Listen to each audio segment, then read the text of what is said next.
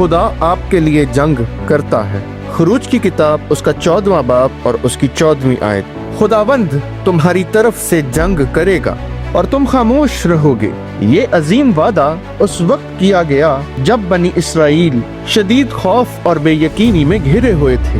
उनके सामने बहरे कुलज़म था और पीछे फिरऔन की फौज बढ़ती चली आ रही थी। पीछे गुलामी थी और आगे नाकाबिले अबूर रुकावट। लोग घबरा गए, शिकायत करने लगे और मायूसी में पुकारने लगे। इन्हीं नाजुक लम्हात में खुदा ने मुकद्दस मूसा के वसीले से फरमाया, खुदावंद तुम्हारी तरफ से जंग करेगा और तुम खामोश रहोगे। ये आयत हमें याद दिलाती है कि जब हमारी ताकत खत्म हो जाती है तब खुदा की कुदरत शुरू होती है। जिंदगी में हम भी अक्सर ऐसे ही हालात का सामना करते हैं, कभी माली मुश्किलात तो कभी खानदानी मसाइल और इसके साथ साथ कभी खुदा की खिदमत में रुकावटें, कभी मुखालफत या कभी दिल का बोझ हमें घेर लेता है। बनी इसराइल की तरह हम भी खौफ ज़दा हो जाते हैं या अपनी कुव्वत और सलाहियत से सब कुछ ठीक करने की कोशिश करते हैं, मगर खुदा हमें एक मुख्तलिफ रवैया इख्तियार करने की दावत देता है, यानी कि खामोशी और भरोसा। खामोश रहने का मतलब सुस्ती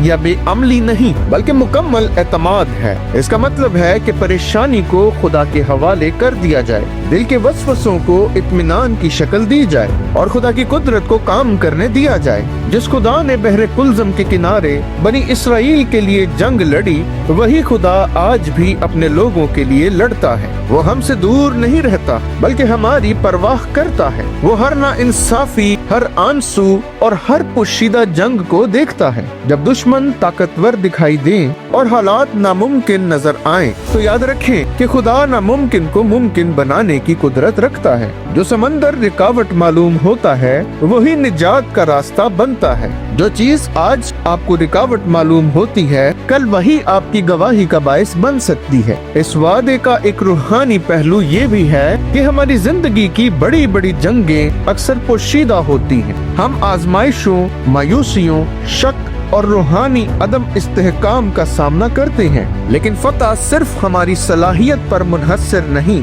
बल्कि खुदा अपनी हजूरी, अपने वादों और अपनी कुदरत के वसीले से हमारे लिए जंग करता है।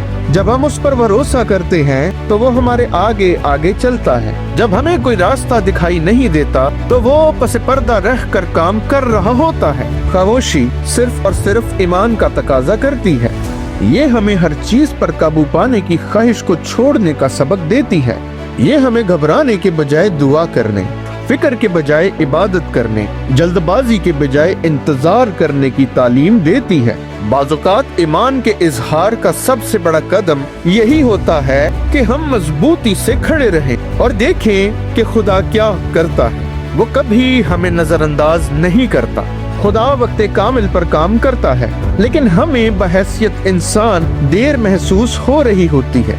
आज आपकी जिंदगी में जो भी बहरे कुलज़म मौजूद है, खुदा की कुदरत के सामने कोई हैसियत नहीं रखता। फकत इस वादे को याद रखें कि खुदा आपके लिए जंग करता है। आप अपनी जंग में अकेले नहीं हैं, आप अपनी मुश्किलात में भी तन्हा नहीं हैं। जिस खुदा ने पानी को 2 हिस्सों में तकसीम किया वही आपकी रुकावटों को हटा सकता है। उसी की हजूरी में खामोशी इख्तियार करें, उसके कामिल फैसलों पर भरोसा करें, उसकी निजात को देखें और जब आपको फतयाबी हासिल हो तो सारी तमजीद और सिताइश खुदा के हजूर पेश करें, क्योंकि जंग खुदा की है और लड़ता भी वही है।